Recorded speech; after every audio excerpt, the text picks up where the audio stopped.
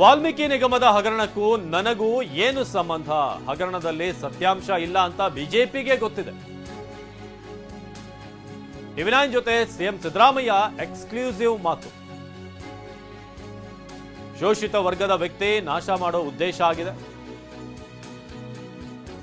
ಅವರ ಉದ್ದೇಶ ಇದು ಬಿಟ್ರೆ ಇನ್ನೇನು ಇಲ್ಲದಾಗಿದೆ ಅಂತ ಸಿಎಂ ಸಿದ್ದರಾಮಯ್ಯ ಟಿವಿ9 ಜೊತೆ ಮಾತಾಡ್ತಾ ಎಕ್ಸ್ಕ್ಲೂಸಿವ್ ಆಗಿ ಒಂದಷ್ಟು ವಿಚಾರಗಳನ್ನ ಹಂಚಿಕೊಂಡ್ರು. ನನ್ನ ರಾಜಕೀಯ ಜೀವನ ಅನ್ನೋದು ತೆರೆದ ಪುಸ್ತಕ ಅಂತ ನಮ್ಮ ಪ್ರತಿನಿಧಿ ಪ್ರಮೋದ್ ಸಿಎಂ ಸಿದ್ದರಾಮಯ್ಯನವ್ರನ್ನ ಮಾತನಾಡಿಸಿದ್ದಾರೆ. ಬನ್ನಿ ನೋಡಿ. ಇವತ್ತು ಕಾಂಗ್ರೆಸ್ ಬೃಹತ್ ಜನಾಂದೋಲನ ಸಮಾವೇಶವನ್ನ ಮೈಸೂರಿನಲ್ಲಿ ಹಮ್ಮಿಕೊಂಡಿದೆ.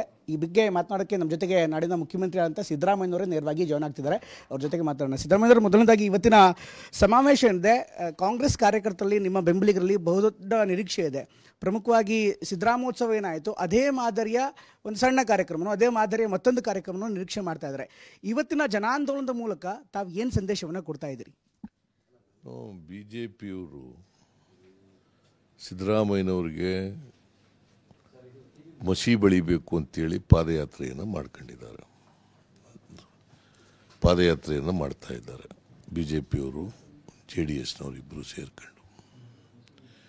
ಒಂದು ಮನುವಾದಿಗಳು, ಇನ್ನೊಂದು ಜಾತಿವಾದಿಗಳು ಮತ್ತು ಫ್ಯೂಡಲ್ ಪಾರ್ಟಿ, ಇವರಿಬ್ಬರೂ ಸೇರ್ಕೊಂಡು ಮಾಡ್ತಾ ಇದ್ದಾರೆ. ಯಾವುದೇ ವಿಚಾರ ಇಲ್ಲ, ವಿಷಯ ಇಲ್ಲ. ಅದನ್ನು ಹಗರಣ ಅಂತ ಹೇಳಿ ಸುಳ್ಳು ಹೇಳ್ಕೊಂಡು ಬರ್ತಾ ಇದ್ದಾರೆ. ಯಾವ ಹಗರಣ ಆಗಿದೆ? ಈಗ ವಾಲ್ಮೀಕಿ ಹಗರಣ ಅಂತ ಆಗಿದೆ. ಸಿದ್ದರಾಮಯ್ಯನಿಗೂ ಅದಕ್ಕೂ ಏನು ಸಂಬಂಧ? ಚೀಫ್ ಮಿನಿಸ್ಟರ್ಗೂ ಅದಕ್ಕೂ ಏನು ಸಂಬಂಧ? ಸಂಬಂಧನೇ ಇಲ್ಲ. ಅದನ್ನು ಅಸೆಂಬ್ಲಿನಲ್ಲಿ ಪ್ರಸ್ತಾಪ ಮಾಡಿ ಅದ್ರ ಬಗ್ಗೆ ರಂಪ ಮಾಡಿದ್ರು. ಇಡೀ ಸದನನ ಅದೊಂದೇ ವಿಚಾರಕ್ಕೆ ಮಾಡಿದ್ರು. ನಾನು ಉತ್ತರ ಕೊಟ್ಟ ಮೇಲೆ ಉತ್ತರ ಕೇಳೋಕ್ಕೂ ಕೂಡ ತಯಾರಾಗಲಿಲ್ಲ ಅವರು. ನಂಬರ್ 1. ನಂಬರ್ 2, ಅದಾದಮೇಲೆ ಅದರಲ್ಲೇನು ಸತ್ವ ಇಲ್ಲ ಅಂತ ಗೊತ್ತಾದ ಮೇಲೆ ಈಗ ಮೂಢ ಹಗರಣ ಅಂತ ಹಿಡ್ಕೊಂಡಿದ್ದಾರೆ. ಮೂಢದಲ್ಲಿ ಏನು ಹಗರಣ, ಏನೇನು ಬೂದ ವಿಚಾರ? ಅದು ಏನು ಹಗರಣ ಆಗಿದೆ? ಇನ್ ವಾಟ್ ವೇ ನಾನು ಅದರಲ್ಲಿ ತಪ್ಪು ಮಾಡಿದ್ದೀನಿ? ಯಾವ ತಪ್ಪು ಮಾಡಿದ್ದೀನಿ? ತಪ್ಪು ಮಾಡದೇ ಹೋದರೂ ಕೂಡ ನನ್ನ ಮೇಲೆ ಮಸಿ ಬಳಿಲಿಕ್ಕೆ ಪ್ರಯತ್ನವನ್ನು ಮಾಡ್ತಾ ಇದ್ದಾರೆ. ಸೊ ಮನಸ್ಥಿತಿ, ಈ ಮನುವಾದಿಗಳ ಮನಸ್ಥಿತಿನೇ ಹಿಂಗಿರೋದು. ಮನುವಾದಿಗಳ ಮನಸ್ಥಿತಿ ಇದೆಯಲ್ಲ, ಅವರು ಸುಳ್ಳನ್ನೇ 100 ಸಾರಿ ಹೇಳಿ ಅದನ್ನು ಸತ್ಯ ಮಾಡಬೇಕು ಅಂತಕ್ಕಂಥದ್ದು ಅವರ ಉದ್ದೇಶ. ಇದು ಸಂಪೂರ್ಣವಾಗಿ ಕಾನೂನಿನ ಉಲ್ಲಂಘನೆ ಆಗದೇ ಹೋದರೂ ಕೂಡ ಕಾನೂನು ಉಲ್ಲಂಘನೆ ಮಾಡಿದ್ದಾರೆ ಅಂತೇಳಿ ಮಾಡ್ತಾ ಇದ್ದಾರೆ. ಇದು ಒಂದು ಇದರಲ್ಲಿ ಯಾವುದೇ ಇಶ್ಯೂ ಇಲ್ಲ. There is no violation of law, either law of the land or concerned law. ಯಾವುದೇ ವೈಲೇಷನ್ ಇಲ್ಲ. ಆದರೂ ಕೂಡ ಮಾಡ್ತಾ ಇದ್ದಾರೆ, ಪ್ರಯತ್ನ ಮಾಡ್ತಾ ಇದ್ದಾರೆ. ಸೊ ಬಿಜೆಪಿಯವರು ಮೊದಲಿನಿಂದ ಕೂಡ ಈ ಥರದ್ದೇ ಸುಳ್ಳು ಆರೋಪಗಳು ಮಾಡಿರೋದು. ಈಗ ಇಡೀ ದೇಶದಲ್ಲಿ ಮಧ್ಯಪ್ರದೇಶ ಸರ್ಕಾರ ಬೆಳೆಸ್ತವ್ರು ಯಾರು?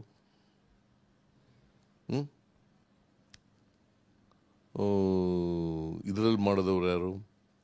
ಕರ್ನಾಟಕದಲ್ಲಿ ಸರ್ಕಾರ ಬೆಳೆಸ್ತವ್ರು ಯಾರು?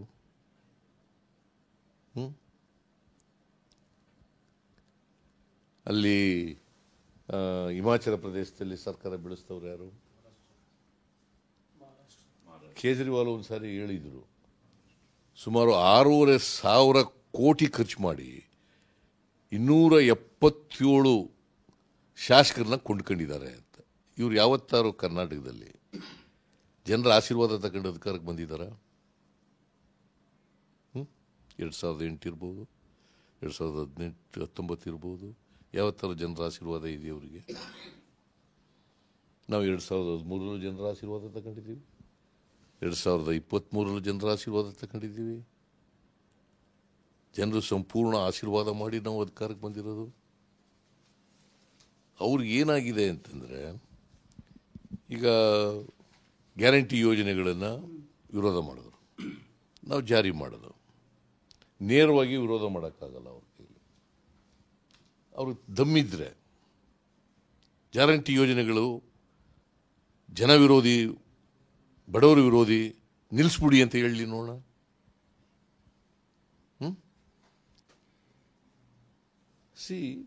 ಇಂಡೈರೆಕ್ಟಾಗಿ ಅವಕ್ಕೆ ಅವ್ರನ್ನ ವಿರೋಧ ಮಾಡೋದು. ಸರ್, ಸಿದ್ದರಾಮಯ್ಯನವ್ರನ್ನೇ ಟಾರ್ಗೆಟ್ ಮಾಡ್ತಾ ಇರೋದು ಯಾಕೆ ಸರ್? ಬಹುಶಃ ಸಿದ್ದರಾಮಯ್ಯನವ್ರನ್ನ ಟಾರ್ಗೆಟ್ ಮಾಡಿದ್ರೆ ಕಾಂಗ್ರೆಸ್ ಪಕ್ಷ ಸಡಿಲವಾಗತ್ತೆ ಅನ್ನುವಂಥ ರಾಜಕೀಯ ಚಿಂತನೆ ಏನಾದ್ರು ಇದೆಯಾ? ನಿಮ್ಮನ್ನೇ ಪದೇ ಪದೇ ಟಾರ್ಗೆಟ್ ಮಾಡ್ತಾ ಇರೋ ಬಗ್ಗೆ ಹೇಳ್ತಿದ್ದೀರಿ ನೀವು.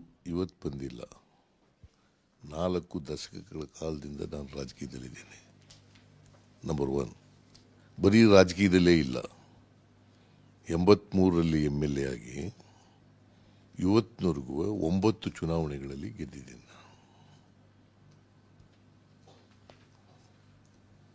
ನಾನು 84ರಲ್ಲಿ ಮಿನಿಸ್ಟರ್ ಆದವನು, 1984 ಮಿನಿಸ್ಟರ್ ಆದವನು. ಸೊ ಇಲ್ಲಿವರೆಗೆ ಸುಮಾರು 1984ನಲ್ಲಿ 40 ವರ್ಷಗಳ ಕಾಲ ನಿರಂತರವಾಗಿ ಮಂತ್ರಿಯಾಗಿದ್ದೀನಿ. ಮಧ್ಯೆ ಸೋತಿದ್ದೀನಿ, ಅದು ಬೇರೆ, ಬಟ್ ಮಂತ್ರಿಯಾಗಿದ್ದೀನಿ. 15 ಬಜೆಟ್ಗಳನ್ನು ಮಂಡಿಸಿದ್ದೀನಿ. ಇದು 2ನೇ ಟರ್ಮ್ ಮುಖ್ಯಮಂತ್ರಿ ಆಗ್ತಾ ಇರೋದು ನಾನು. ನನಗೆ ಆಸ್ತಿ ಮೌಲ್ಯ ವ್ಯಾಮೋಹ ಇದ್ದಿದ್ರೆ ಕೋಟಿಗಟ್ಟಲೆ ಹಣ ಮಾಡ್ಬೋದಾಗಿತ್ತಲ್ವ, ಅವಕಾಶ ಇತ್ತಲ್ಲ ಭ್ರಷ್ಟಾಚಾರ ಮಾಡಬೇಕು ಅನ್ನೋಗಿದ್ರೆ. ನಾನು ಕಳಂಕರಹಿತವಾಗಿ, ಭ್ರಷ್ಟಾಚಾರ ರಹಿತವಾಗಿ ರಾಜಕೀಯ ಜೀವನವನ್ನು ಸ್ವಚ್ಛವಾಗಿ ಇಟ್ಕೊಂಡು ಬಂದಿದ್ದೇನೆ. 4 ದಶಕಗಳಿಂದ ಸ್ವಚ್ಛವಾಗಿ ಇಟ್ಕೊಂಡು ಬಂದಿದ್ದೇನೆ. ಇದನ್ನು ಸಹಿಸೋಕ್ಕಾಯ್ತಾ ಇಲ್ಲ BJP ಅವರಿಗೆ. ಬಿಕಾಸ್ BJP ಅವರು ಇದ್ದಾರಲ್ಲ, ಭ್ರಷ್ಟಾಚಾರದಲ್ಲಿ ಮುಳುಗಿ ಎದ್ದವರು ಅವರು. JDSನವರು ಭ್ರಷ್ಟಾಚಾರದಲ್ಲಿ ಮುಳುಗಿ ಎದ್ದವರು. ರಾಜ್ಭವನ್ ಬಗ್ಗೆ ಮಾತಾಡಿದ್ರಿ. ರಾಜ್ಭವನದಿಂದ ನಿಮಗೆ ನೋಟಿಸ್ಗಳನ್ನ ಕೂಡ ನೀಡಲಾಗಿದೆ. ಒಂದು ಕಡೆಗೆ ಅದೇ ದಿನ ಕಂಪ್ಲೇಂಟ್ ದಾಖಲಾಗುತ್ತೆ, ಅದಾದ ಬಳಿಕ ಅದೇ ದಿನ ನೋಟಿಸ್ ಬರುತ್ತೆ. ಈಗಿನ ನಡೆಯೋ ಬಗ್ಗೆಯೂ ಕೂಡ ನೀವು ಹೇಳಿದ್ರಿ, ರಾಜ್ಭವನ BJP ಕಚೇರಿ ಆಗ್ತಾ ಇದೆ, ಅವರನ್ನು ಬಳಸ್ಕೊಳ್ಳಲಾಗ್ತಾ ಇದೆ ಅಂತ, ಪೊಲಿಟಿಕಸೈಸ್ ಮಾಡಲಾಗ್ತಿದೆ ಅಂತ. ಈಗಲೂ ಆತಂಕ ಇದೆಯಾ ಸರ್ ನಿಮ್ಮ ವಿರುದ್ಧ ಪ್ರಾಸಿಕ್ಯೂಷನ್ ಕೊಡ್ತಾರೆ ಅಂತ? ಅದನ್ನು ನೀವು ಎದುರಿಸೋದಕ್ಕೂ ರೆಡಿ ಆಗಿದ್ದೀರಾ? The complaint it self is not given by the credible person, number 1. Number 2, there is no truth. There is no truth in that complaint. ನನ್ನ ಪ್ರಕಾರ ರಾಜ್ಯಪಾಲರು ಈಗಲೂ ಕೂಡ ವಿಶ್ವಾಸ ಇದೆ. ನನ್ನ ಪ್ರಕಾರ ಅವರ ಅಪ್ಲಿಕೇಶನನ್ನು, ಅವರ ಕಂಪ್ಲೇಂಟನ್ನು ರಿಜೆಕ್ಟ್ ಮಾಡ್ತಾರೆ ರಾಜ್ಯಪಾಲರು ಅಂತ. ಯಾಕಂತಂದರೆ ನಾವು ಯಾಕೆ ಸ್ವಲ್ಪ ರಿಯಾಕ್ಟ್ ಮಾಡೋದು ಅಂತಂದರೆ, ಈಗ 11:15 ಆ ವ್ಯಕ್ತಿ ಅಬ್ರಾಹಿಮನ್ ಅವರು ಕಂಪ್ಲೇಂಟ್ ಕೊಡ್ತಾರೆ. ರಾತ್ರಿ 9:30 10 ಗಂಟೆಗೇ ನನ್ನ ಮೇಲೆ ಶೋಕಾಸ್ ನೋಟಿಸ್ ತಯಾರಾಗ್ಬಿಡ್ತದೆ. ಅಂದರೆ ರಾಜ್ಯಪಾಲರ ಮೇಲೆ ಭಾಳ ಒತ್ತಡ ಇದೆ ಅಂತ ಸ್ಪಷ್ಟವಾಗಿ ಗೊತ್ತಾಗುತ್ತೆ. ಅದೇ ಜೊಲ್ಲೆ ಮೇಲೆ, ಶಶಿಕಲಾ ಜೊಲ್ಲೆ, ನಿರಾಣಿ ಮೇಲೆ, ಕುಮಾರಸ್ವಾಮಿ ಮೇಲೆ ಭಾಳ ದಿನಗಳಿಂದ ಇದೆ. ಯಾಕೆ ಅವ್ರಿಗೆ ಯಾಕೆ ಕೊಡ್ನಿಲ್ಲಪ್ಪ ಶೋಕಾಸ್ ನೋಟಿಸ್ ಕೊಡ್ನಿಲ್ಲ? That shows there is a pressure from the centre. ಇಷ್ಟಾದರೂ ಪ್ರಾಸಿಕ್ಯೂಷನ್ ಕೊಟ್ಟರೆ ಏನು ಮಾಡಿ? There is a conspiracy of BJP, JDS and the centre government. ಇಷ್ಟಾದರೂ ಕೂಡ ಪ್ರಾಸಿಕ್ಯೂಷನ್ಗೆ ಕೊಟ್ಟರೆ ನೀವು ಲೀಗಲ್ ಬ್ಯಾಟಲ್ಗೆ ತಯಾರಾಗಿದ್ದೀರಾ ಸರ್? ನೋ, ಅದು ಬೇರೆ ಪ್ರಶ್ನೆ. ನನ್ನ ಪ್ರಕಾರ ಕೊಡೋಕ್ಕಾಗಲ್ಲ. Because there is no truth, there is no illegality. Sir, ಕೊನೆಯದಾಗಿ ಈ ಸಮಾಜವನ್ನು ಕೂಡ ನೀವು ಗಟ್ಟಿಯಾಗಿ ಹಿಡಿದುಕೊಳ್ಳುವಂಥ ಪ್ರಯತ್ನ ಮಾಡ್ತೀರಾ, ಅಥವಾ ಸಮಾಜಕ್ಕೂ ಕೂಡ ಒಂದು ಸಂದೇಶ ರವಾನೆ ಮಾಡ್ತಿದ್ರಿ, ಹಿಂದುಳಿದವನು ಅನ್ನುವಂಥ ಕಾರಣಕ್ಕೋಸ್ಕರ ಟಾರ್ಗೆಟ್ ಮಾಡ್ತಿದ್ದಾರೆ ಅಂತ. ಸಮಾಜ ಕೂಡ ಇದಕ್ಕೆ ಸ್ಪಂದಿಸ್ತಾ ಇದೆ ಅನ್ಸುತ್ತೆ. ಸಮಾಜಕ್ಕೂ ಅಂದರೆ ಜನಗಳಿಗೂ ಕೂಡ ಫೀಲ್ ಆಗ್ತಾ. ನೀವು ಒಂದು ಮಾತು ಹೇಳಿದ್ರಿ, ಸಿದ್ದರಾಮಯ್ಯನವರು ಆರೋಪ ಮಾಡೋರು ಜನ ನಂಬ್ತಾ ಇಲ್ಲ ಅಂತ. ಇದಕ್ಕೆ ಏನು ಹೇಳ್ತೀರಿ? ಒಂದು ಕಡೆಗೆ ಸಮಾಜವಾಗಿ, ಮತ್ತೊಂದು ಕಡೆಗೆ ಅಹಿಂದವಾಗಿ. ನೋಡಪ್ಪ, ನನ್ನ ರಾಜಕೀಯ ಜೀವನನೇ ತೆರೆದ ಪುಸ್ತಕ.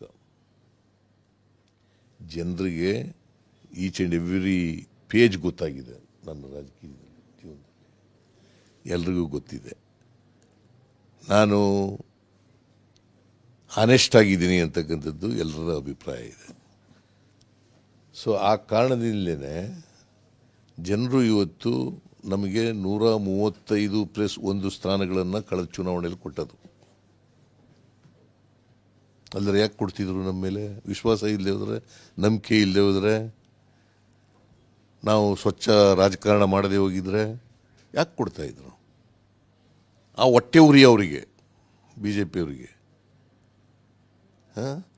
ಸಿದ್ದರಾಮಯ್ಯನಿಗೆ 130, ಅವ್ರ ಪಕ್ಷಕ್ಕೆ 135 ಸ್ಥಾನಗಳನ್ನು ಕೊಟ್ಟರಲ್ಲ, ಮತ್ತೆ ಅಧಿಕಾರಕ್ಕೆ ಬಂದ್ಬಿಟ್ರಲ್ಲ ಅಂತ ಹೊಟ್ಟೆ ಉರಿ ಶುರುವಾಗ್ಬಿಟ್ಟದೆ. ಆ ಹೊಟ್ಟೆ ಉರಿಯಿಂದ ಈ ಥರ ಎಲ್ಲ ಮಾಡ್ತಾಯಿದ್ರು. ಬಿಜೆಪಿ ಪಾದಯಾತ್ರೆ ಮುಕ್ತಾಯವಾಗ್ತಾ ಇದೆ ಸರ್. ನಾಳೆ ಮೈಸೂರಿಗೆ ಬಂದು ಸೇರ್ತಾ ಇದ್ದಾರೆ.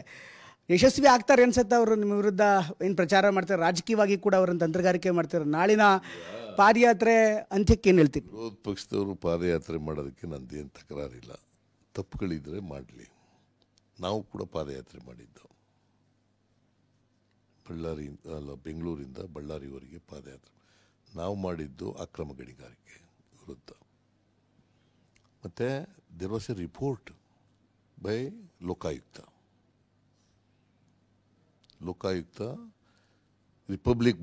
ರಿಪಬ್ಲಿಕ್ ಆಫ್ ಬಳ್ಳಾರಿ ಅಂತ ಬರೆದಿದ್ರು.